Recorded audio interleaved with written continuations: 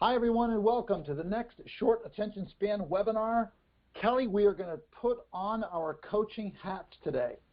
Wow, sounds like we're giving away the farm today. We are. We're giving away the farm. This is a potpourri of advice. Kelly and I have done a lot of coaching over the years, and there are some common themes, and I came up with 4 of them that I thought might be of help. So, Kelly, I'll give you this first one. If I came up with these words and I said, geez, Kelly, you know what? I am just so frustrated. I can't seem to get things going. Mm-hmm. And I'm surprised that I'm not further down the road.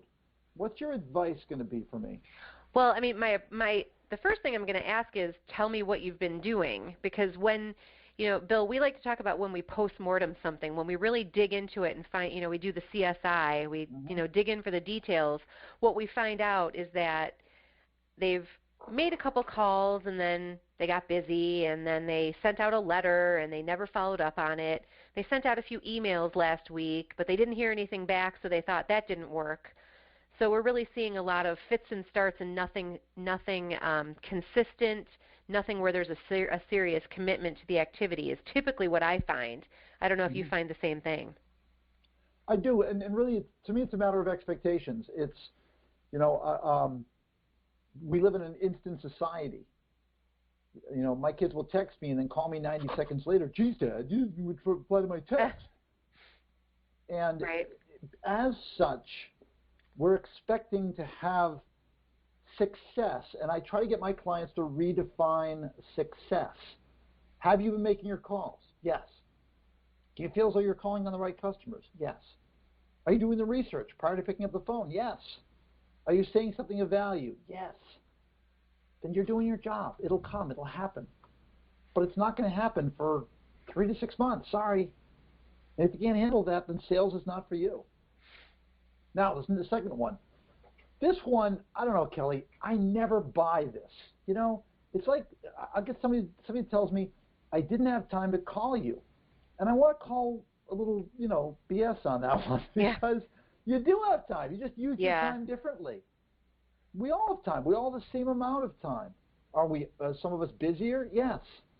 But you're just making different choices. Like, Kelly, what would you say to someone who says, I have no time to sell?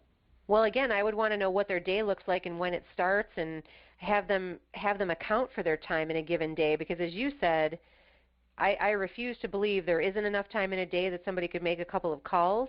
And people are also, I think in their own heads, misrepresenting how much time that actually takes. If you sit down with a stopwatch and figure out how much time it takes to dial a phone and leave a voicemail message, it's about 25 to 30 seconds. So I'm saying it seems daunting when you hear us talk about all this stuff, like you've got to do research and you've got to understand your target market and you've got to come up with something compelling to say and create an effective prospecting plan. But here's the situation. If you keep doing what you're doing, if you keep saying that you don't have time to sell, nothing's ever going to change for you. You're never going to make any more money. You're going to continue to lose customers, and you're not going to land any new business because the business isn't just going to fly in the window. So if new sales is a priority for you, you have to find the time, and it actually should be the first thing you do every day. And that way you get it out of the way, and you can leave the rest of your day for everything else you have to do. Yeah, that's the priority issue. This was an interesting one. I hear this a lot. Either my production team screws it up, my CSR doesn't communicate with me, or more likely, I'm not getting what I need from management. And in my viewpoint on this is, look, if you're a veteran salesperson, it's like kids, right? Kids don't come with manuals. Well, sales reps don't come with manuals either. So this is like any other relationship, that you need to go to somebody and say, this is what I need from you. So if you're not being supported by management, then I think you need to say, I need to hear from you once a week. That would really help me. This is how you manage me.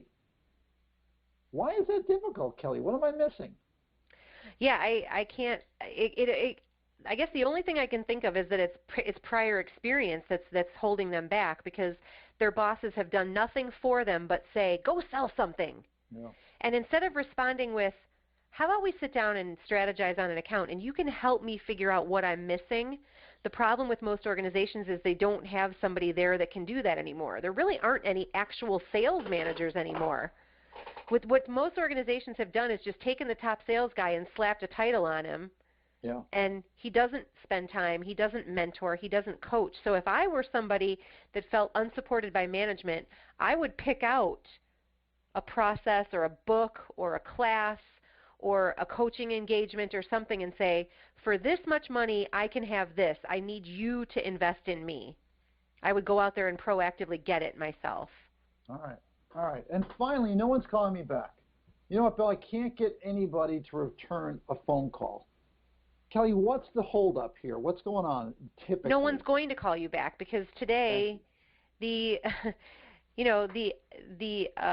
ethic, no, not ethics, but the level of politeness, or I can't think of the word I'm trying to find, but it's different today than it was even 10 or 15 years ago. People they claim anyway to be so busy they can't possibly be reduced to returning a phone call of a lowly vendor, right? So we have to create the plan that makes it compelling for them to listen to us.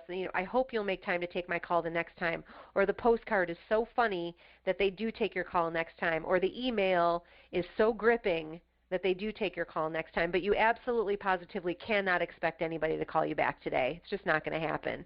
No, but you want to be pleasantly persistent, and you want to be diligent, and you want to be memorable, and you want to be remarkable and stand out. There are some things that you can do so that next time, they might not call you back, but they'll look over, they'll see that caller ID, and they'll say, okay, you know what, this woman, she really rocked it, and I'm going to give her a shot. I'm going to pick up the phone. And that used to be standard. Now it's a big deal.